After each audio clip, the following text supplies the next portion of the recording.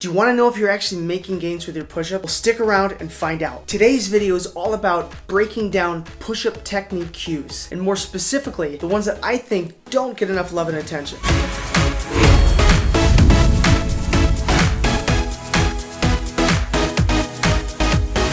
Welcome to DadBod Fitness. If you and I are just meeting, my name is David, and I help crazy busy dads build a physique. If you want to maximize muscle growth, strip the body fat, and transform your life with your family, consider subscribing. Let's jump into the video. The push-up, one of the most foundational exercises that there could possibly be, and almost everyone does them wrong. And I say that, including myself, because I've done them wrong for years, and I never knew it. Okay. Breathe. Work your core. Come on. How many is that? Not counting the last one. 25. Count the last one. Okay. 25 and one girl push-up. Oh, new record. Okay. So first off, the number one way that I found to make more gains with push-ups is to actually have a mind-muscle connection. Don't just be throwing yourself up and down, shortchanging your range of motion. Really think about the muscle that you're using consciously so that you can put all the tension into that muscle. And in this case, it's the chest. So once again, really focus on the muscle that you're contracting to make sure you're actually putting the tension there. So it may sound funny to someone who's new to this or has never heard that before, but it really is true. Focus on squeezing your chest when you're doing a push-up. So try not to think of it as though you're pushing up with your arms. Really pinch your shoulder blades back, pinch your glutes, make sure they're tight, everything's straight and in alignment, and focus on lowering your body to the ground while keeping the tension in your chest. Then once you reach the bottom, really squeeze as you push away. Sometimes I like to think of it as though my arms weren't actually there, which I know is silly, but just to kind of mentally remove my triceps and shoulders from the move so that I'm putting all of the tension that I can focus into my chest. Alright, also, when doing the push-up, really try to never round your shoulders. You really want to make sure that your whole back is in alignment and straight. Pinch your shoulders back and then cinch them down. So when you're doing push-ups, never round your shoulders or your back or stick your butt up in the air. You want everything to be in a perfect alignment. And rounding your shoulders I found to be a very major cue to be aware of, because it can actually put a lot of undue pressure and tension on your shoulders in the places that you don't want it. And on top of that, it's going to reduce the tension that you're actually feeling within your chest. Alright, another key one is to make sure that your shoulder blades, your scapula, are pinched back and then cinched down. Really think about pulling the back and then tightening them down. And doing that's going to help create a nice solid and rigid foundation for your body to be able to push against in the movement. Also make sure that your glutes are nice and tight and really squeeze together so that you're keeping that whole body in alignment. Make sure that your butt doesn't raise up in the air. Alright, the next thing to think about is your elbows. You never want your elbows flaring out. You really want to keep them tight to your body. So there's a couple different reasons for this. When your elbows flare out,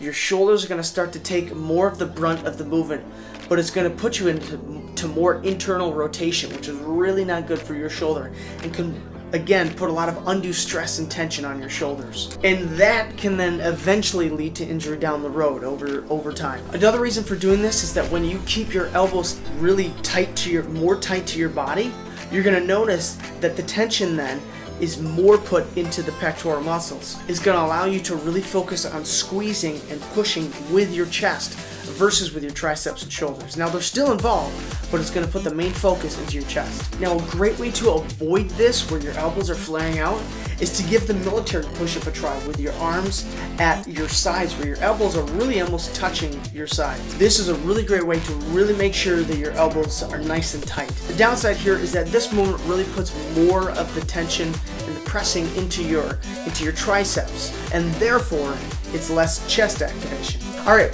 one final tip is to actually try using dumbbells. You'll see in this video, I have used dumbbells the entire time, and I have really found this to be an awesome method. And for me, I found this is really beneficial because I deal with carpal tunnel syndrome, so I'm dealing with some pain in my hands and forearms.